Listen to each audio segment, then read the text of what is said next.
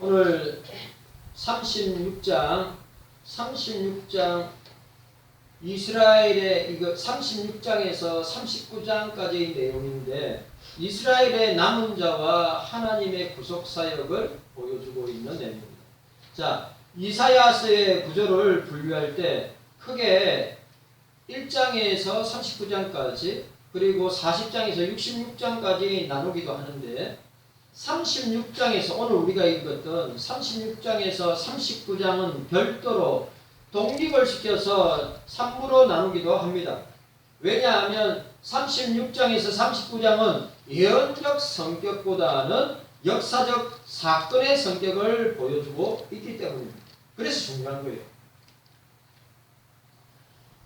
구속사적 성격을 감안해 볼 때 40장 이하를 이해하려면, 그러니까 40장 이하, 41장부터 쭉 그걸 이해함에 있어서 36장과 39장까지 내용은 결코 분리가 될 수 없음을 보여주고 있습니다. 왜냐하면 40장 이하에 다루고 있는 예언은 히스기야 시대에 있었던 아수르의 예루살렘 침공과 더불어 아수르의 멸망, 그리고 바벨론 등장과 관련되어 있고 메시아를 상징하는 히스기야의 죽음에 대한 선포와 치료는 바벨론의 포로와 기한을 암시하는 예표적 성격을 가지고 있기 때문입니다.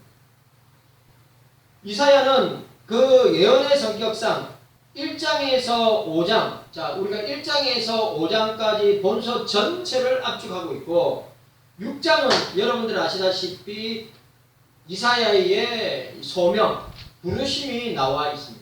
그러니까 6장부터 55장까지는 역사적인 틀을 바탕으로 시대적 예언을 다루고 있고 그리고 56장에서 66장은 당시 상황에서 심판과 구원을 앞둔 하나님 나라의 백성으로 어떻게 살아갈 것인가? 오늘 우리가 성경을 통해서 주의 백성들은 어떻게 살아갈 것인가? 이 성경이 우리에게 주는 아주 중요한 포인트라고 하죠. 그러면 저와 여러분들은 어떻게 살아갈 것인가?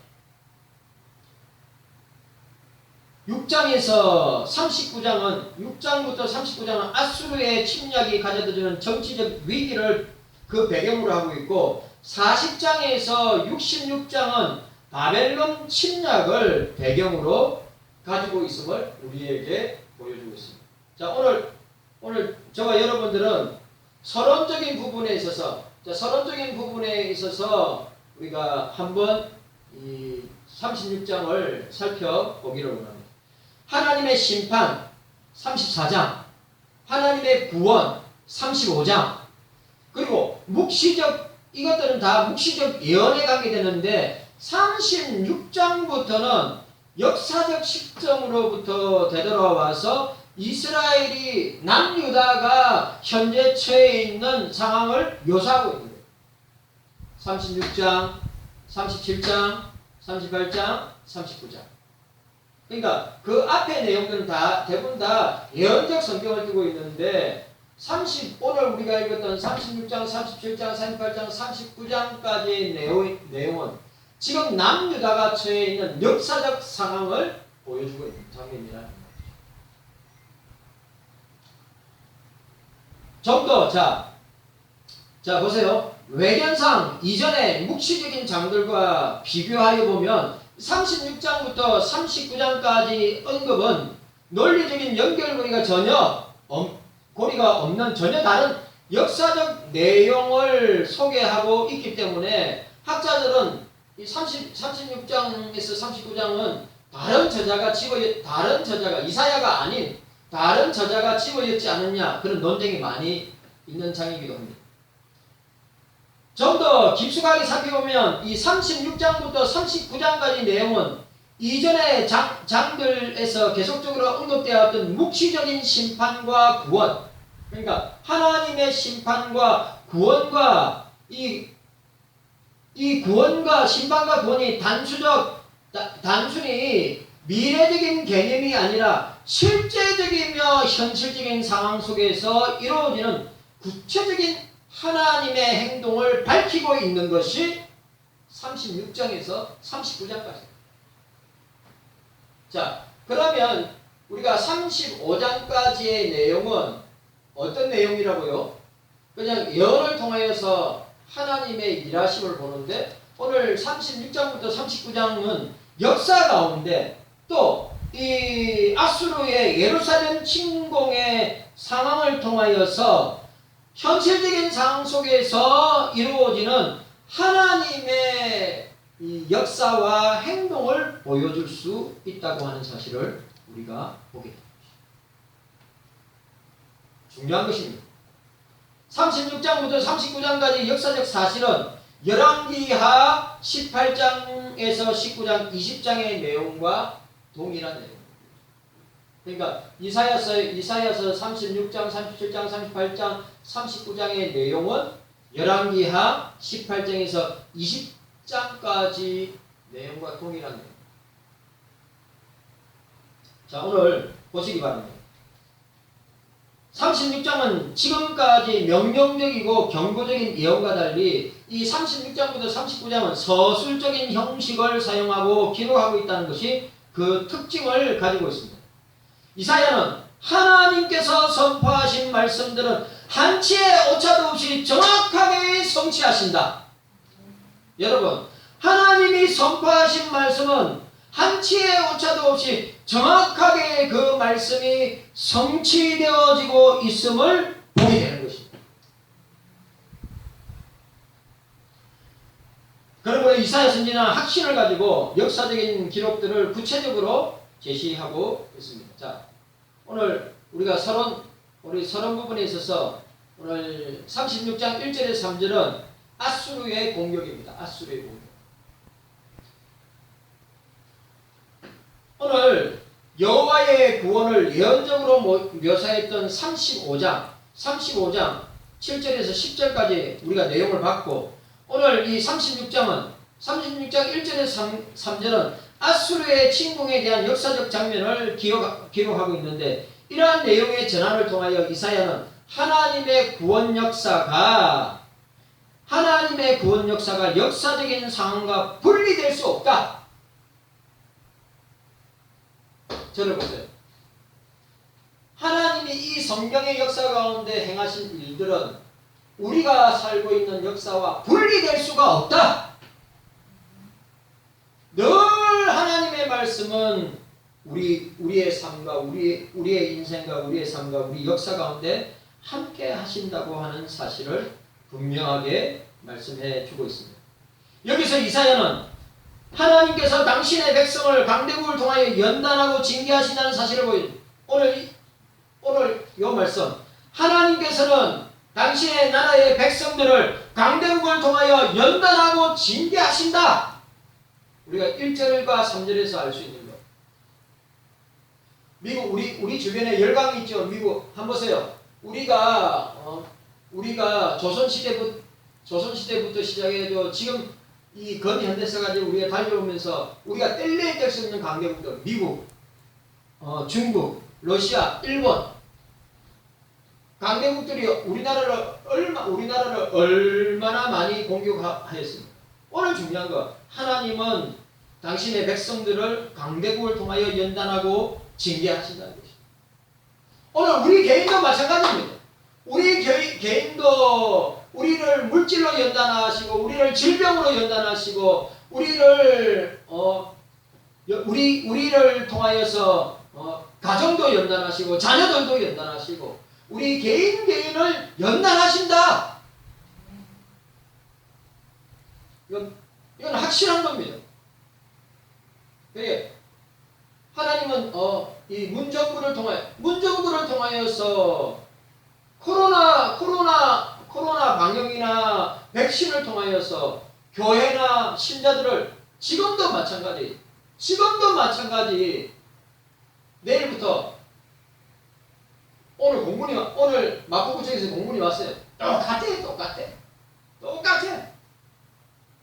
다른 데는 많이 이 풀어주고 하는데 교회의 방향은 똑같아요. 2년 전이나 지금이나 똑같아요. 또 이제 이제 백신 맞은 사람 하면 또 갈라세워가지고 백신 맞은 사람은 예배 모임이나 찬양대나 그 다음에 구역 모임이나 공부 모임에 그게 동참할 수 있지만 백신 안 맞아서는 동참 못한다. 여러분 우리가 기억해야 됩니다. 하나님은 강대국을 통하여 당신의 백성들을 연단하십니다. 또 중요한 것, 하나님은 불신자를 통하여서 교회를 오늘 저와 여러분들을 연단하고 단련하고 훈련시킨다 라고 하는 사실을 우리가 기억해야 합니다. 이스라엘 백성들은 하나님과 특별한 관계에 있기 때문에 영적 도덕적으로 타락하여 불순종할 때는 위기에 직면한다. 이 말 중요해요. 오늘 이 말씀, 하나님과의 관계가 잘못되면, 영적으로 도덕적으로 타락하면, 불순종하면 하나님이 반드시 그것을 통하여서 심판하고 징계하고 연단하고 그들을 갖다가 하나님의 백성들을 하나님께서 어떻게 해요?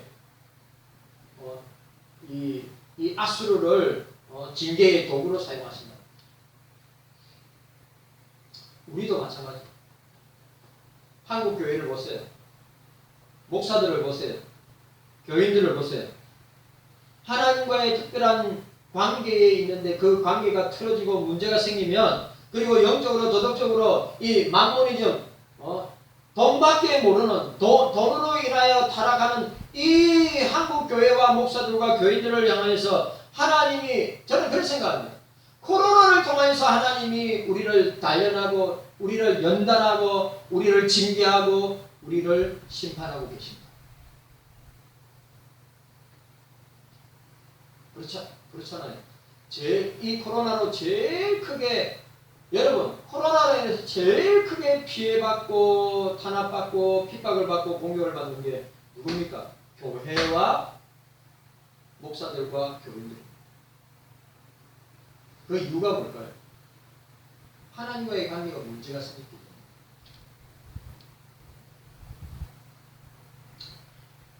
이러한 징계는 이스라엘 백성들을 훈련시키고 연단하기 위한 하나님의 은혜의 도구의 수단이다.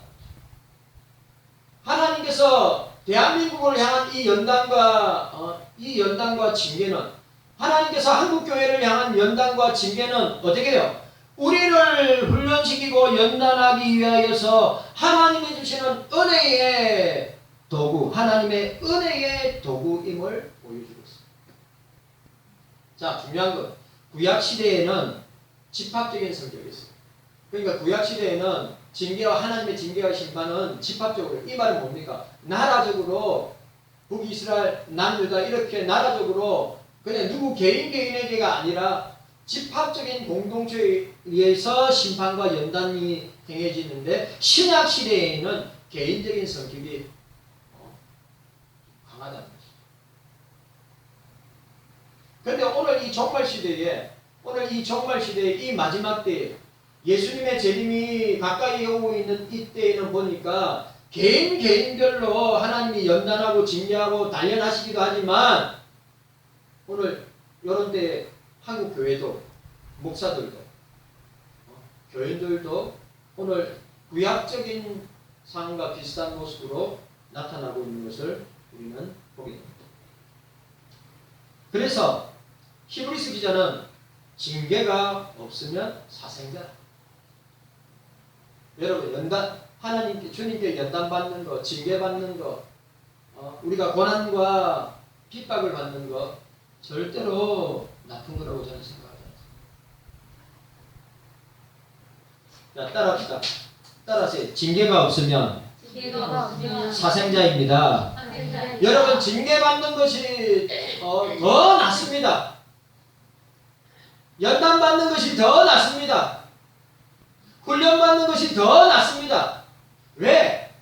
그것을 통하여 우리가 주님께 더 가까이 나아가도록 하기 때문입니다. 그러니까 주님께 더 가까이 나아가는 거죠. 제가 남궁영 목사님 주님께 더 가까이 나아가는 것입니다. 그래 제가 남궁희 목사님 사역이나 또 걸어온 그 사역의 길을 제가 좀 알잖아요. 그래 우리가 연단 받을 때하고 연단 안 받을 때하고 자세나 태도나 모습이 너무너무 많이 차이 난다. 완전히 달라요. 그래 우리가 징계를 받을 때 이상하게 생각하거나 이상하게 여기지 말고 그 징계를 통하여서 그 연단을 통하여 그 훈련을 통하여서 주님께 더 가까이 나아가는 주님의 은혜의 도구로 사용되어지고 있다.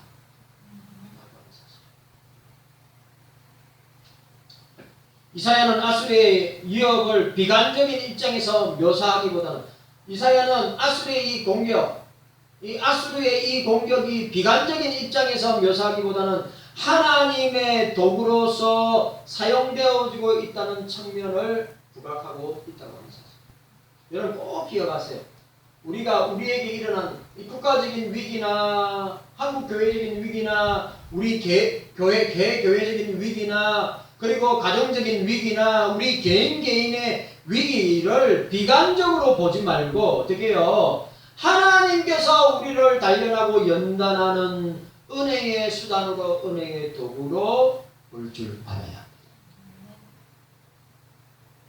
모든 것이 합력하여 선을 이루느니라.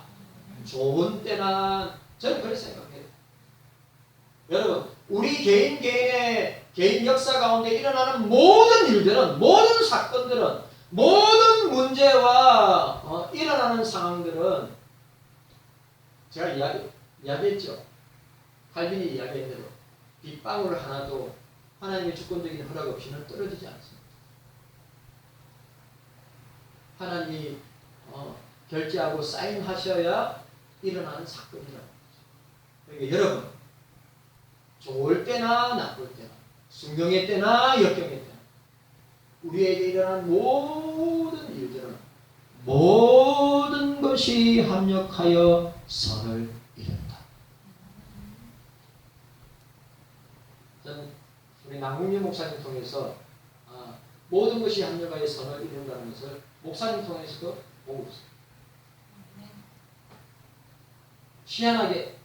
희한하게 주님이 희한하게 그러니까 주님의 생각과 우리의 생각이 다르고 주님의 길과 우리의 길이 다르고 주님이 생각하는 것과 우리가 생각하는 것 완전히 다르다는 거예요. 계산이 안 나오는 거예요. 그리고 어저께 차에 오면서 한 베레벨 이야기를 하겠어요. 어저께 차에 오면서요 베레벨 이야기를 하겠어요.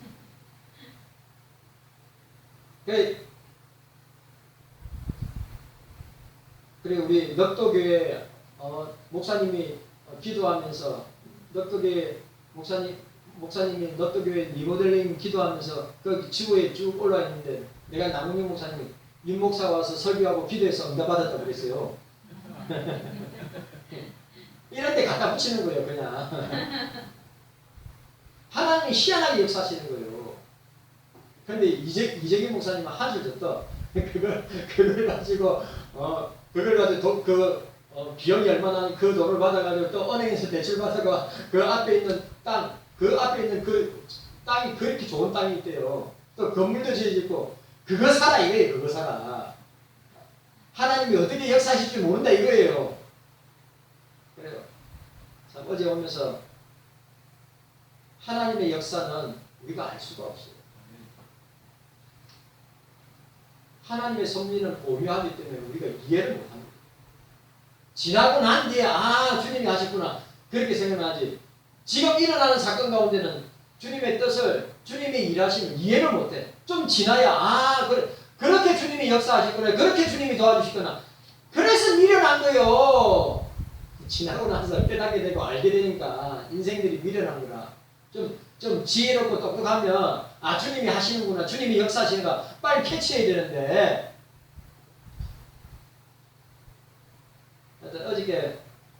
어제 점심때 저녁때 얼마나 보신을 많이 했는데 보신을 잘했으니까 제가 여러분들한테 힘있게 설교를 하는 거예요. 자, 오늘 두 번째 보니까 이 두 번째가 참 중요합니다. 오늘 두 번째는 이 36장 4절에서 20절까지 내용인데 그 유명한 랍사게가 이 히스기야와 남유다와 히스기야와 그 백성들을 조롱하는 장면입니다.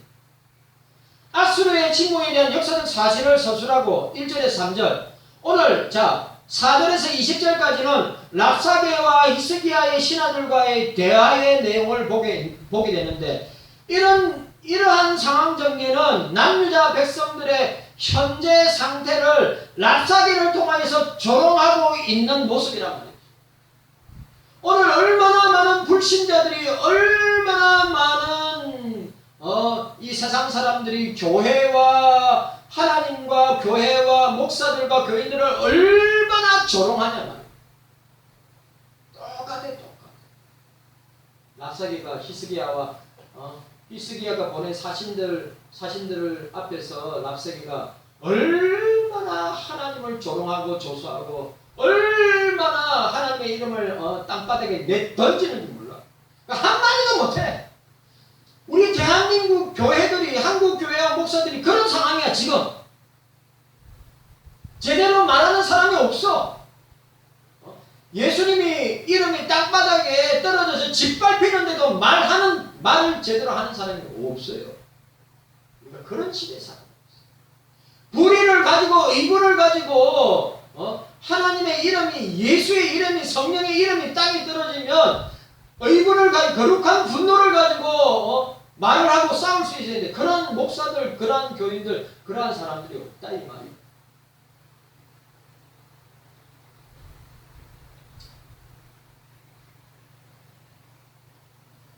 이런 상황을 보면 남유다 백성들의 현재 상태, 이런 상황을 보면 한국 교회의 상태, 목사들의 상태, 교인들의 상태를 잘 볼 수 있는 거예요.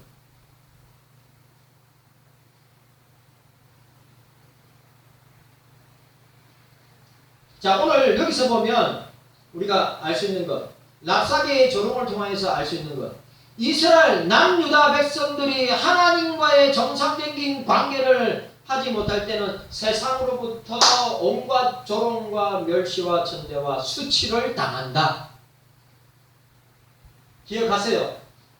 예? 뭐라고요? 남유다 백성들이 하나님과의 관계가 잘못되고 있으면 하나님은 세상을 통하여서 하나님의 교회와 하나님의 백성들 또 하나님의 지도자들에게 어떻게 해요? 온갖 수치와 멸시와 천대를 당하도록 하게 하십니다.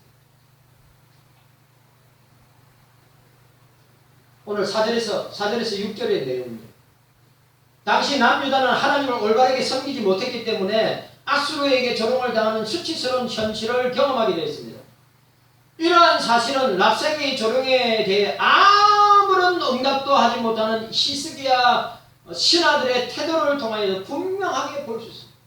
한국 교회가 하나님의 이름이 그리스도의 이름이 땅에 떨어져서 조롱과 조소와 멸시를 당하는데도 그게 의문을 가지고 이야기하는 정부가 백신이나 코로나를 통해서 교회를 강력하게 탄압하고 압제를 하면 거기에 대해서 의문을 가지고 이야기하는 사람이 얼마 없어. 그 이야기하는 사람 다 이름도 없고 빛도 없는 무명한 목사들이 교인들이 일어나서 막 유명한 목사들, 대형교회 목사들 그런 거에 대해서 일절함구하고 말하지 못하고 침묵하는 똑같아요. 이런 현상이 그 현상이 지금 이 랍사게가 남유다와 히스기야와 이스라엘 백성이 이렇게 하나님의 이름을 땅에 들이고 조롱하고 조소하는 이런 상황 가운데 있음에도 불구하고 유고무원이라 누가 하나 논리적으로 그것을 이야기하고 말하는 사람이 없어요. 오늘 우리 시대가 그렇다.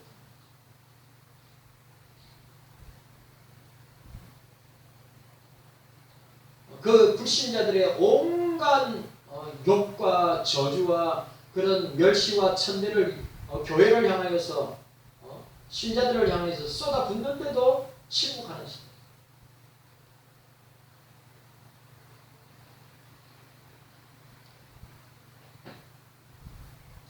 하나님의 백성이 하나님의 말씀대로 살지 못할 때, 중요한 말, 주의 백성들이 주님의 말씀대로 살지 못할 때 세상에서 가장 부끄러운 존재가 된다. 오늘 우리의 모습입니다. 이사야는 랍사계의 조롱을 통하여서 하나님과의 관계를 유지 못하는 언약 백성들의 비참한 모습을 부각시키고, 하나님과의, 잘 들으세요. 주님과의 관계가 올바르지 아니하면 우리 역시도 세상에서 온갖 멸시와 천대와 조롱과 조소와 저주스러운 말을 듣게 될 것인데, 오늘 지금 우리의 모습이 그런 모습이에요. 깨닫는 은혜가 있기를 바랍니다. 오늘 또 이 랍사계의 조롱을 통해서 우리가 발견할 수 있는 건 무엇입니까? 남유다 백성들의 불순종은 결국 자기들이 믿고 있는 하나님을 욕되게 만드는 것이다. 오늘 저와 여러분들의 불순종은, 한국교회의 불순종은, 그리스도인들의 불순종은, 자칭 신자라고 하는 사람들의 불순종은, 목사라고 하는 사람들의 불순종은 결국 자기들이 믿고 있는 주님을 욕되게 만드는 것이다. 7절에서 10절까지인데요. 랍사계는 바르게 살지 못하는 이스라엘 백성들, 남유다 백성들을 조롱할 뿐만 아니라 더 나아가 하나님의 이름과 하나님의 역사에 대해서도 온갖 비방을 하고 있는 것입니다. 여호와를 향하여 단지 제사의식, 자, 이 말도 중요합니다. 여호와를 향하여 단지 제사의식 속에서만 역사하는 신이라고 평가절하였어. 오늘 7절에 하나님은 너희들이 드리는 예배 속에만 같이 있는 하나님이야. 너희 하나님은 역사 가운데 역사하는 하나님이 아니야. 이 얼마나 오늘 저와 여러분들이 얼마나 부끄럽고 낯뜨겁고 마음 아픈 일이에요. 너희들이 믿는 하나님은 너희들이 의식적으로 드리는, 형식적으로 드리는 예배 안에서만 있는 하나님이지, 너희 역사 가운데, 너희 삶 가운데 아무 역사도 하지 못하는 죽은 신이다, 이 말입니다.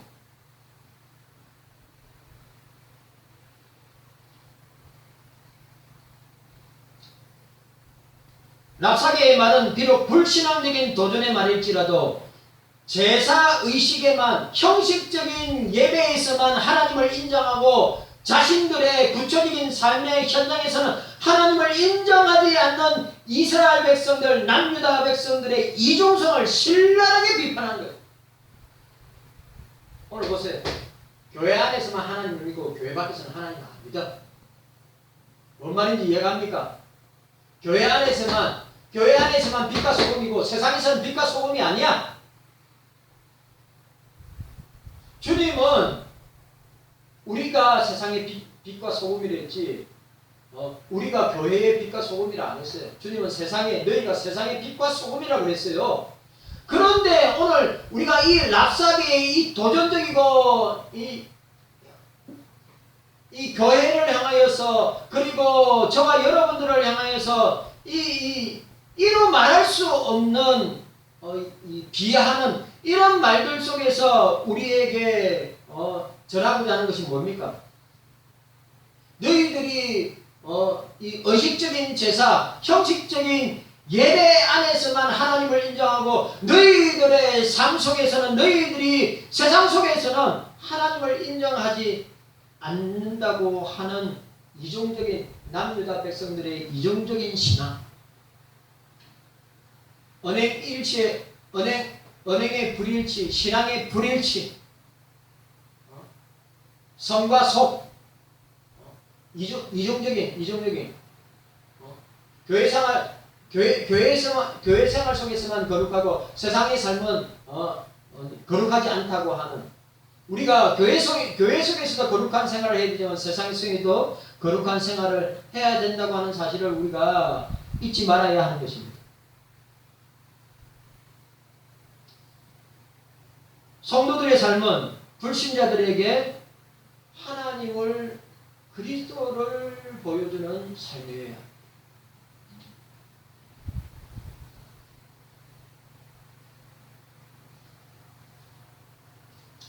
그러므로 저와 여러분들은 교회 안에서나 세상에서나 그리스도의 이름을 드러내고 그리스도께 영광 돌리는 삶을 살아야 합니다. 그렇게 살지 않으니까 우리 신앙 안에만 갇혀 있으니까, 그러니까 우리 신앙 세계 속에서만 갇혀 있으니까, 교회 안에서만 신앙생활을 잘하고 교회 안에서만 직분 잘 감당하고 교회 안에서만 사명을 잘 감당하면 절대 그렇지 않은데, 우리가 일주일 가운데 주일날에 하루만 월요일부터 토요일까지 우리가 세상에서 사는데 세상에서의 삶과 교회에서의 삶이 같아야 되는데 이게 다르게 사니까, 이원론적으로 사니까. 그래, 한국교회의 문제와 목사들의 문제와 교인들의 문제가 뭡니까? 이원론 신앙이라. 이원론 신앙. 이걸 다른 말로 이중적인 신앙.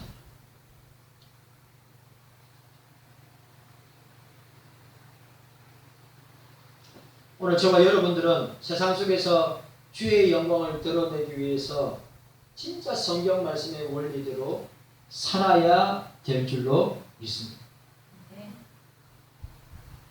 우리가 세상에서 어떻게 삶을 사느냐, 우리가 어떻게 행동하느냐, 우리가 어떤 언어를 사용하느냐에 따라서 세상 사람들이 바르게 보든지 아니면 세상 사람이 라사게처럼 보게 될 것이다.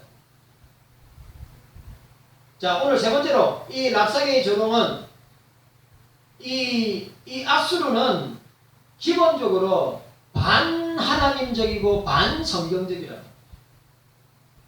무슨 말이냐?